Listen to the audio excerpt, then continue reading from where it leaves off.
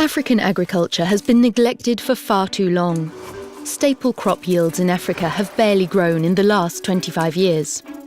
However, the sector represents a huge market. Africa's agriculture and agribusiness market, worth $310 billion in 2014, is projected to reach $1 trillion by 2030.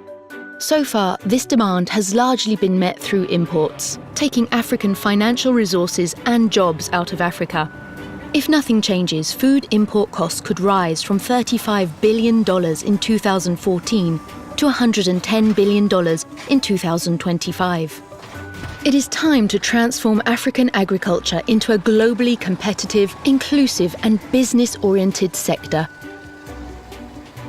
Replacing food imports with locally produced food requires two things. First of all, increasing productivity and production of staple commodities.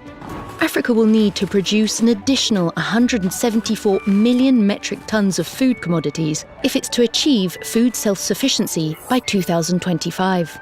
Then, adding value to produce and harvest by converting them into food products that can compete in quality and price with imported products.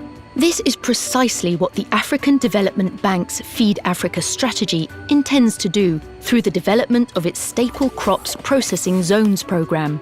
These zones are government-facilitated public-private initiatives designed to concentrate private agro-processing activities within targeted zones of high agricultural potential.